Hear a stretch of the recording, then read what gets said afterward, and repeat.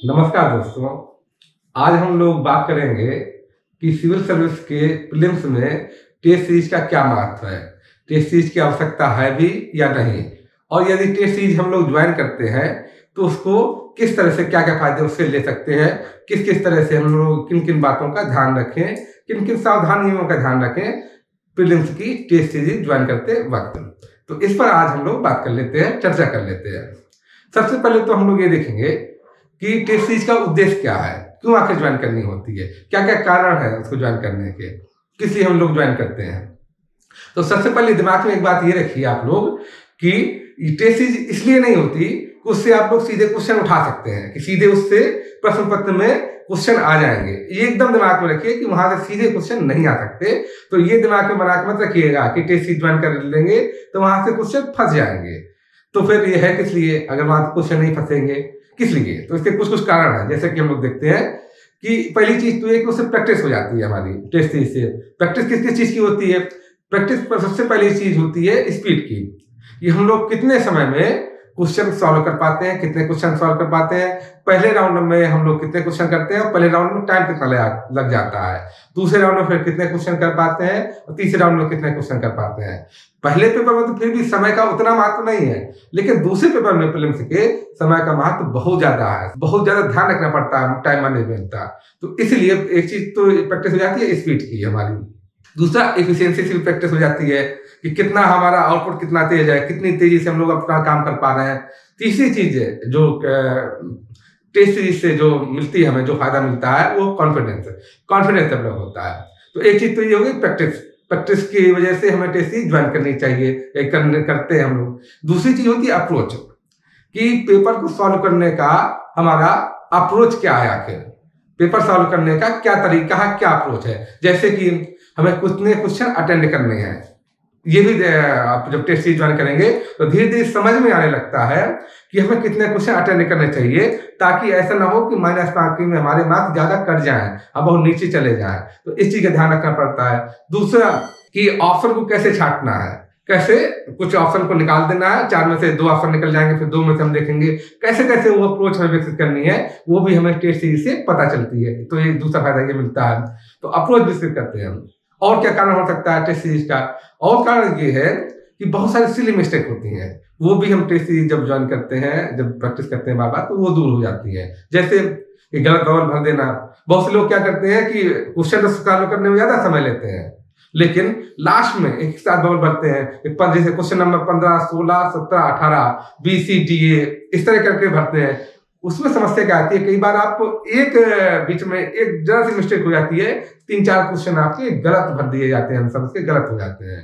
तो ये सब चीजों का ध्यान रखना पड़ता है टेस्ट सीरीज से, ये सब चीजें भी दूर होती हैं। या बहुत बार क्या होता है कि क्वेश्चन हम लोग गलती से पढ़ लेते हैं, जैसे कि सरकार के अंग इनमें से कौन नहीं है, तो लोग गलती से पढ़ लेते हैं कौन है, नहीं भूल जाते हैं, नहीं छोड़ देते हैं, वहां क्वेश्चन गलत हो जाते हैं। अच्छा, पहले पुराने पैटर्न में तो फिर भी चल जाता था कि आपके 2-4 क्वेश्चन ऐसे गलत हो जाए तो बहुत फर्क नहीं पड़ता था, लेकिन अब नए पैटर्न में तो आपको 1-2 क्वेश्चन में ही इस तरह की सिली मिस्टेक हो जाएगी तो बहुत भारी पड़ जाता है, बहुत महंगा पड़ जाता है, क्योंकि पहले पेपर से ही आपकी पूरी मेरिट बन रही है, सेकेंड पेपर तो एक तरह से क्वालिफाइंग है।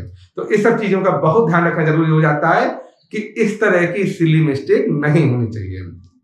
तो ये सब सिली मिस्टेक दूर करने के लिए काम आती है आपकी टेस्ट सीरीज। इसके अलावा टाइम मैनेजमेंट करना उसके लिए बहुत इंपॉर्टेंट है। और टाइम मैनेजमेंट जैसे मैं पहले भी बता चुका हूं कि सेकेंड पेपर में आजकल टाइम मैनेजमेंट बहुत जरूरी हो जाता है। कई बार ऐसा होता है, कुछ बच्चे क्या करते हैं कि एक क्वेश्चन पकड़ के उसमें अड़े जाते हैं कि मैं इसको तो सॉल्व करके ही दम लूंगा। अब वो क्वेश्चन तो सॉल्व हो जाता है, लेकिन उसमें पता चले 20 मिनट आपके लग गए, तो आपको बाकी समय चला गया ना। और सेकेंड पेपर में इस चीज का महत्व बहुत ज्यादा है, टाइम मैनेजमेंट का महत्व बहुत ज्यादा है। तो इसलिए टाइम मैनेजमेंट भी आप टेस्ट सीरीज से देखते हैं।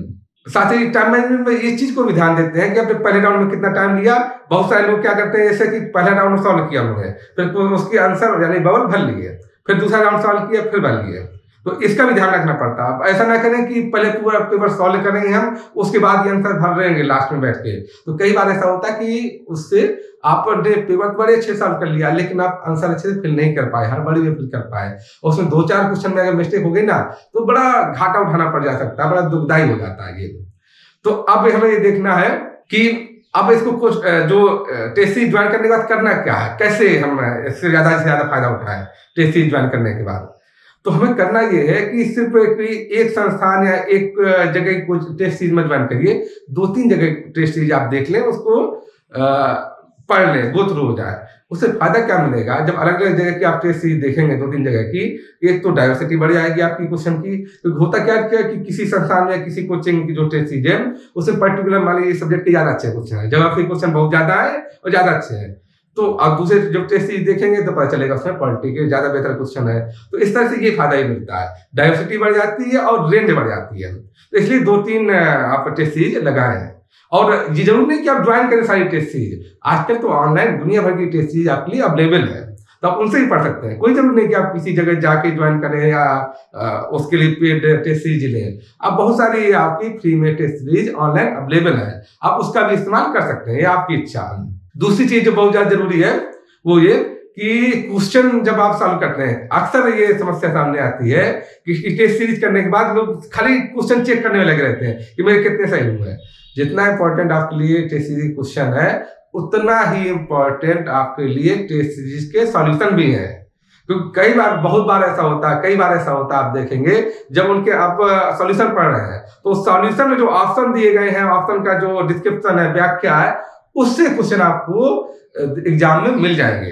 आपको भले क्वेश्चन डायरेक्ट ना मिले, लेकिन जो उसके ऑप्शन है, उन सब की व्याख्या है, उससे आपको क्वेश्चन एग्जाम में मिलते हैं बहुत बार। इसलिए उसका जो सॉल्यूशन हो, जो ऑप्शन हो, उन सबको ध्यान से पढ़े, अच्छे से पढ़े, उसका पूरा फायदा लें आप टेस्ट सीरीज का। साथ ही साथ इस चीज का जरूर ध्यान रखें कि बहुत ज्यादा टिपिकल, बहुत मुश्किल टेस्ट सीरीज में ज्वाइन कर लीजिएगा, उससे समस्या ये आएगी कि इस तरह से कुछ कोचिंग सिर्फ अपने दिखाने चक्कर में कि नहीं हमारा लेवल बहुत हाई है, बहुत मुश्किल टेस्ट सीरीज जारी करती हैं, और वो सब करके पता चले आपको उसमें से 25 क्वेश्चन स्कोर हो रहे हैं, तो वैसे में क्या होगा, आपका कॉन्फिडेंस लेवल गिर जाएगा, मोरल डाउन हो जाता है। तो उस टाइप की टेस्ट सीरीज ज्वाइन करने का फायदा नहीं, क्योंकि एग्जामिनेशन में आप जब भी देखेंगे बहुत मुश्किल है क्वेश्चन नहीं पूछे जाते, नॉर्मल क्वेश्चन नहीं पूछे जाते हैं।